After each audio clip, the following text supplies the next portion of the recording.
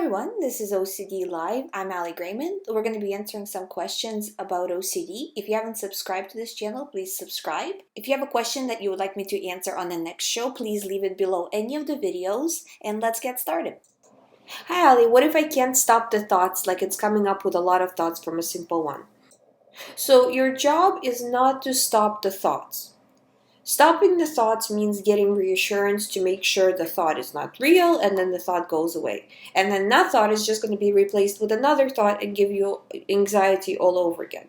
So instead, you want to just ignore the thought because it has to do with your theme. Therefore, it's OCD. Therefore, it doesn't need to be solved, and it will just go away naturally. The reason why it keeps coming to you is because you keep actively trying to solve it. And the more you try to solve it, the more your mind thinks this is important, and the more it throws back the thought to you. So not solving it, not reacting, it has to do with your theme. You're not paying attention, and I promise if you do that, it will stop.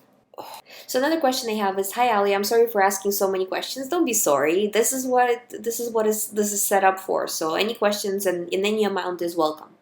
I'm watching your videos and reading your book on Amazon. They help me a lot, but now I'm facing a few problems.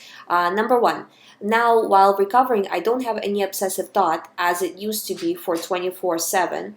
I have a very anxious feeling in my body. Is this part of OCD? Yes, because your body and your entire body, your brain, your body, it's all used to be feeling anxiety 24 hours a day. Now that's gone, and in terms of having a thought, and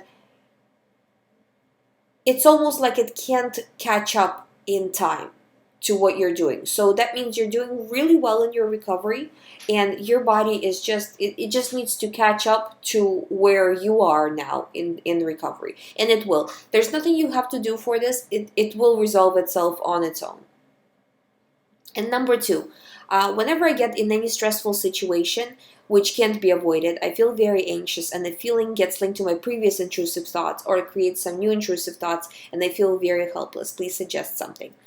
So again, being in stressful situations, and it's good that they cannot be avoided, because this is exposure.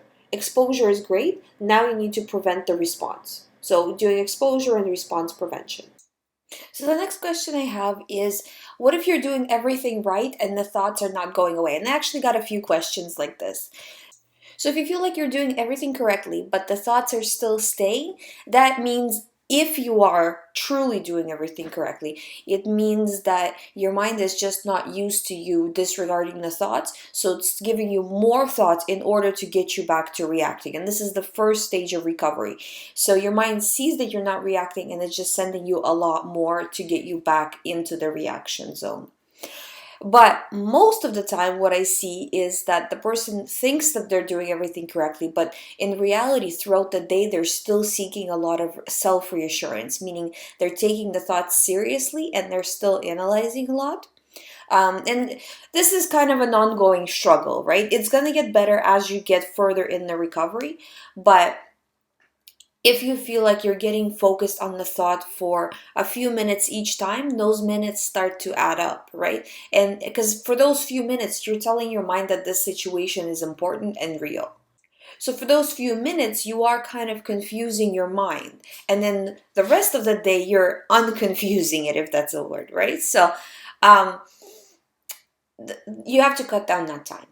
There's no way around it. So really analyze, what did I do last time I had the thought? How long did I spend on reacting to the thought? Was it a long time or was it not a long time? And then try to cut down that time to as little as possible, because this is really the difference between a person who has OCD and a person who doesn't have OCD. That the person who has OCD will spend time thinking about these thoughts, and the person who doesn't have OCD might get the exact same thought, but they're not going to spend that long on it. So they're going to spend, fractions of a second on it, and it doesn't stick in the mind, So the only thing that separates you from full recovery is you paying attention to the thoughts. Take away paying attention to the thoughts, your OCD is gone. I mean, not instantly, because your mind still has to adjust, but within, very short period of time, it's going to be gone, because the mind doesn't hold on to irrelevant, unimportant information. And the only thing that makes it relevant and important is you paying attention to it continuously. So stop doing that, it's going to be gone. And I know it's so much easier said than done, but every day, making steps forward as much as you possibly can will get you there in the end result. Because when you start out, you have pretty much everything working against you when you start out in terms of recovery. Because your mind is used to you paying attention, so it doesn't want that to change, because your mind truly believes that this situation is important, right? So your mind will start to pummel you with more and more thoughts. At the same time, when you are starting out, you don't really know the method, all of the intricacies of OCD. So that's also kind of something that's like a hurdle that you have to overcome, right? And then the more you learn, the better you get at it. And as you progress and your anxiety goes down, in the beginning it's so high, right? But as you progress and the anxiety goes down, it's easier to say, no, I refuse, when you have the anxiety level of 6 than when you have the anxiety level of 10. So the struggle of recovery is very difficult in the beginning, and it gets easier as you progress further. So first, that's what I always say to my clients, when we do sessions, is the first few weeks are the hardest few weeks you're ever going to experience. So you have to be very focused on your recovery. Your recovery is your main job, because if you don't do good in those first few weeks, those weeks will last indefinitely. Because if you're doing, say, in the first few weeks, you're doing 50-50, where sometimes you pay attention to the thoughts and take it seriously, sometimes you don't and you refuse the reaction. You're one time teaching your mind that it's important, one time teaching your mind that it's not important. So you're not really progressing further in the recovery, because you're confusing your mind all the time. So you have to be very focused and really try to, as I always say in the sessions and in the show, achieve that 80% average, of 80% not reacting and 20%, okay, fine. But 80% should be really, kind of like a gold standard. I mean, ideally it would be 100%, but that's not really realistic, especially in the beginning of the recovery. So 80%, really force yourself to not react. And you will feel like you're faking it. You will feel like you're, ignoring a real situation, but they're all feelings. They're not real. So getting past it. Yeah, I feel like, for example, I feel like I've killed somebody, or I feel like I'm a bad person. I feel like, I'm, if it's in case of religious OCD, for example, I feel like I'm going against God. I feel, but I'm choosing not to react to those feelings, because they're all OCD. It's all my theme. It's the same thing every time, And you see how I'm talking right now from a huge position of power, not from a position of, oh my God, I'm so scared, this is so bad. Don't do that to yourself, because the more you do this to yourself, the stronger these thoughts will come in. Because when you start sending that signal of panic to your mind will start to create more panic, because that's its job. Its job is to keep you safe. So if you are saying that this thing, whatever this thought is, makes you panic, you're going to get more of those thoughts. But if you say, this thought is nothing, stop sending them to me, this is ridiculous, this doesn't make sense, coming like this from a position of power, right? Your mind's going to be like, okay, and it's, gone fairly quickly. But usually what the mind does, and again, this is like a safety mechanism, that even after you say, okay, I'm not paying attention, the anxiety doesn't instantly go away, because your mind wants to make sure that you're safe. So it will send you thoughts still, and like I said, in the beginning it sends you more thoughts in order to get you back to reacting. Then as you refuse those more thoughts, it starts to ease off on the thoughts, and the anxiety will start to go down. But it's a gradual process, not super great. Like I said, like usually, I get my clients back on track within 2 months. So it doesn't take too long. And I mean, like within 2 months, people are well on their way into recovery. Some people fully recover. It depends on how long you've had it. But usually, I would say somewhere between a few to 6 months. You know. That's how long it takes. But after a few months, you definitely feel easier, and a lot of people are able to just progress on their own because they're so knowledgeable about OCD. They understand, because this is the thing is, get yourself as much information about OCD as possible. In my sessions, and this is what I find the difference between what I'm doing with clients versus standard like practice of what therapists do, because as you know, I'm not a therapist or a doctor or anything, right? But the difference, what I'm doing is I am teaching people what I know about OCD, you know? So the person gets more and more information. And the more information you have, and the more you start to understand that this is just a bunch of symptoms and really doesn't mean anything, the less fear gets attached to these thoughts, because you start to understand how the mechanism works, you know? It's like if you approach a car and the car breaks down and you're like, oh my God, my car broke down. I don't know what to do with it. But if you're a mechanic, you're like, oh, okay, well, you just do this, this, and this, and it's fine. It's not scary anymore. You're taking the fear out, and as soon as you take the fear out, you start to come from a position of power. So it really helps. But what I don't want you guys to do is to do it compulsively. Because if you start to compulsively try to figure out if your thought is an OCD thought and approach learning about OCD from that perspective, then it's counterproductive, because you're coming from a position, you're learning about OCD, but you're learning from a position of fear. Like, I have to make sure that this thought is OCD thought, you know? And I mean, as I said before, it's always an OCD thought if you're doubting it as an OCD thought. So, but if you come from a position of fear, you're actually going back in your recovery. So, not doing it from that point of view, but doing it from just learning about it point of view.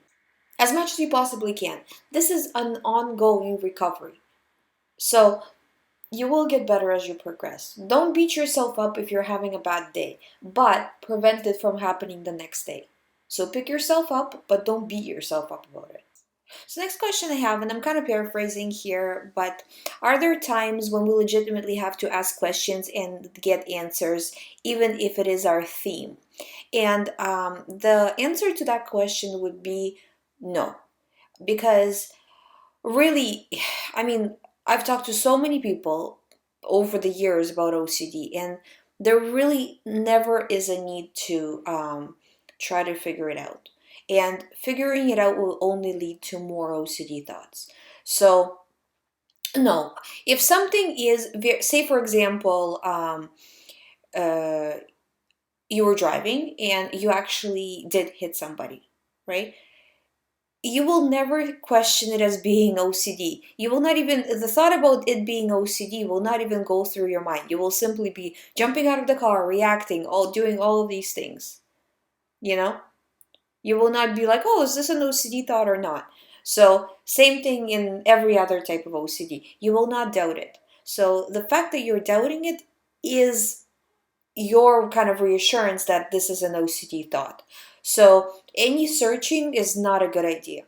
And I mean, it's hard to talk in absolutes, right? But really, I wouldn't. And this is, again, this is just advice. But if you're asking me, I wouldn't seek any reassurance, even if you feel like, well, what if this, what if the 100 times before I had thoughts is not true, but this one time is real? Or what if all the other details within the same thought were not true, but this new detail makes the thought true? It doesn't work like that. So if you're doubting it as OCD, if it's your theme, I would just leave it at that, not digging into it.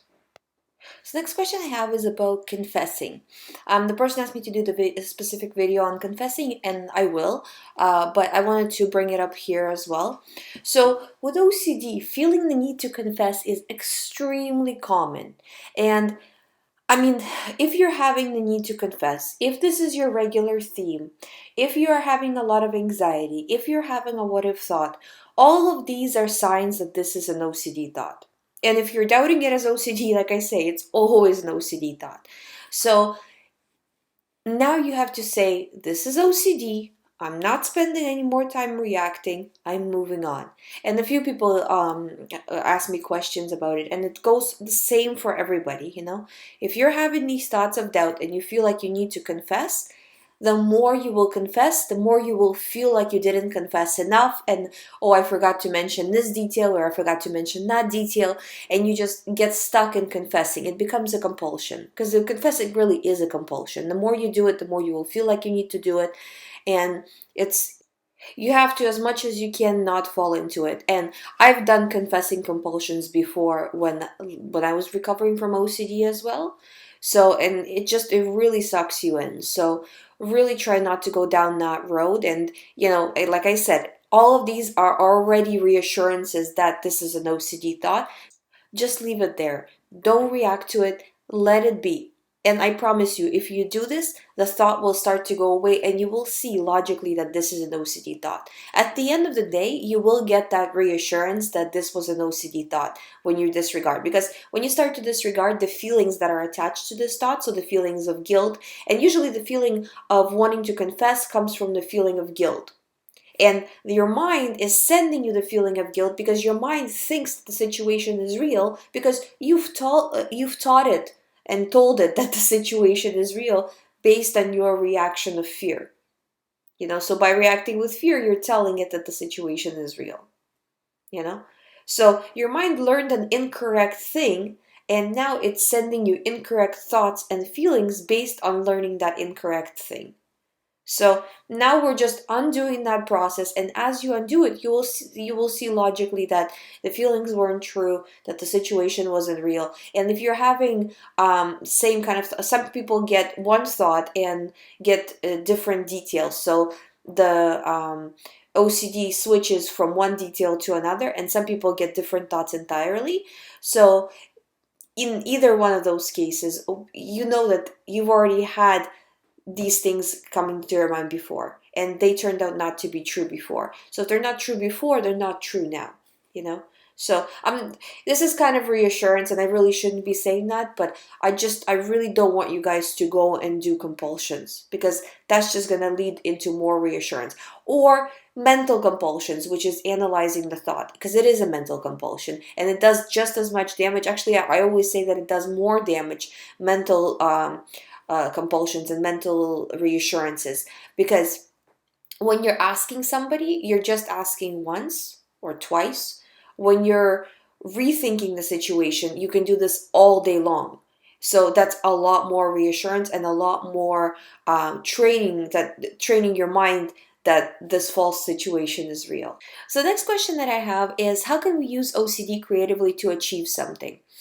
And this is the thing, is a person who has OCD is born to be a much more sensitive person, and they're also very passionate and willing to put a lot of work into research, into trying to figure things out, which really sets them up for OCD. But if you use it in whatever sphere you work in, then you can really achieve some great results. So you're taking that ability to analyze, ability to research and figure things out, and using it in work.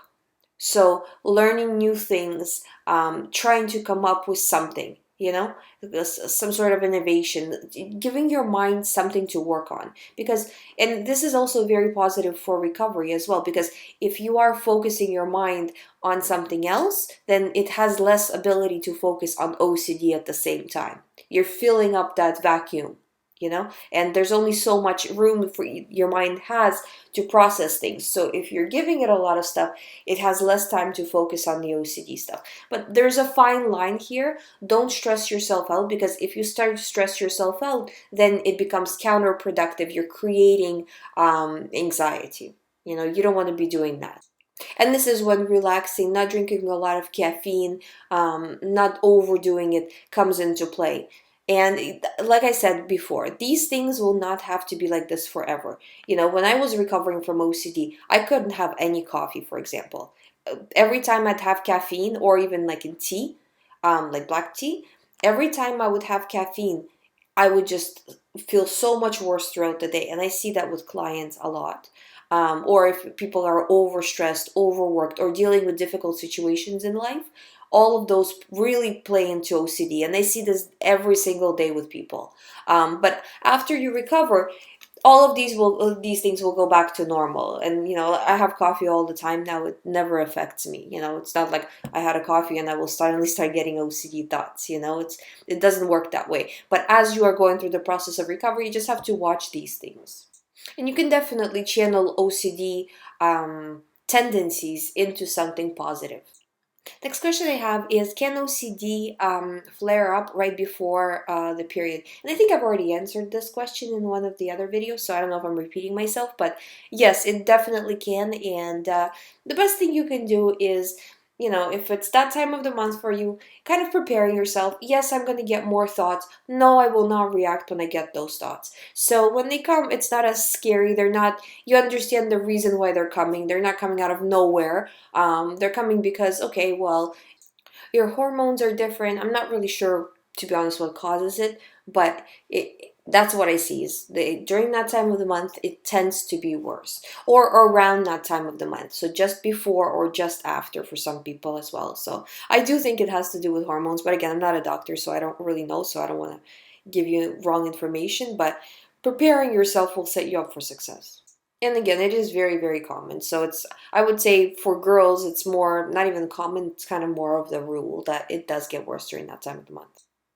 So next question I have is, I have been obsessing about messing up the corner of my diploma for hours in end. Not sure how to let it go since it's an irreplaceable item. So, okay, the more you focus on any situation, the worse it will get. So whether it's a mental situation or a physical situation, whether it's what if something bad happened, or what if I messed up the corner of the diploma, or any other thought, okay? Um, you're focusing on it. This is why it feels so monumental, you know? This is similar how, if, say, for example, you're doing construction work and you're putting in, I don't know, something, and you're just focusing on that specific little detail it's a little bit off. The more you focus on it, the worse it will seem. But somebody just coming in and looking at the work, they'll be like, I don't even see anything. It's because you're focusing on it. But at this point, you have to treat it as OCD. So this is an OCD thought. Who cares what the corner looks like? The important thing is that you have a diploma, and that's all you need to care about. The more you focus on this is irreplaceable, oh my God, there's a, like that, and coming from a position of fear, coming from a position of panic, the more this will affect you. So I had some questions about avoidance, and avoidance is not different from reassurance. Say in case of driving OCD, the person will drive and then feel like they hit something, and then they'll get a reassurance. And in case of avoidance, is the person won't drive at all because they're too scared. In both of these situations, they're sending a strong message of fear. In the first one, it's, oh my God, what if I hit something? Let me think about the thought. And in the second one is, oh my God, I'm gonna hit something, I'm never gonna drive. It's the same exact thing, because you're sending your message that your brain the message that driving is scary. And the more you send that message, the more of these same thoughts you're gonna get. So the person was saying that they're so used to avoiding that they're not able to catch it. And just like you got yourself into these situations of avoiding, now you have to undo it. It didn't happen all in one day. So as you catch it, refuse to avoid. And more and more you will do this until all of these avoidances are going to go away. So it's a process, and don't get discouraged. Like I said, don't beat yourself up if you're not doing it right all the time. Nobody in recovery does it right all the time. As long as you're doing your best and at least aiming for that 80% average of doing the right things, you will recover. But try to continue to do the work, because it's, guys, honestly, medication, like taking medication for OCD, it won't get rid of your thoughts. Even if it gets rid of your thoughts temporarily while you're taking medication, it's just temporary. You stop taking medication, bam, your thoughts are going to be back.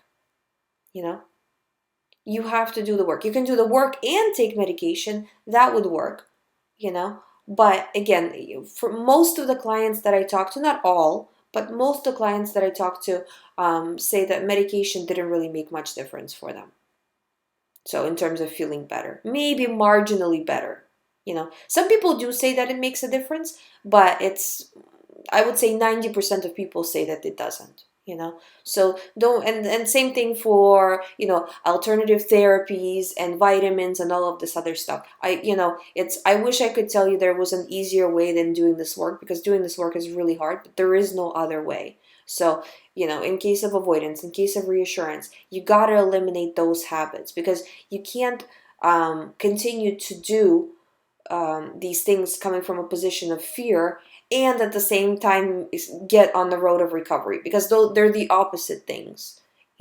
So just pulling yourself together, saying, I don't care how scary these thoughts are, I don't care anymore, I'm starting recovery, and just going through it like that. And I mean, I find that generally people who are sick of OCD the most, who are the most fed up with it, are the ones who recover the fastest, because they're just so sick of feeling this way that they're like, you know what, I'm going to do everything I can to recover. And they're taking it very seriously. And people who don't really take it seriously take much longer to recover.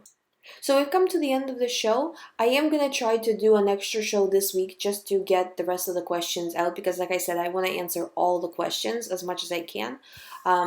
If you haven't subscribed yet to this channel, please subscribe. I do have rentals and purchases now available on YouTube, so that's great because you can get the books for like fraction of the cost. And if you would like to do sessions with me, you can visit youhaveocd.com. There's a recovery program there. There's also ebooks, articles, there's a lot of information on recovery, so please check that out. Don't forget to subscribe to this channel. If you have a question you would like me to answer on the next show, you can leave it below any of the videos, and I'll see you next time.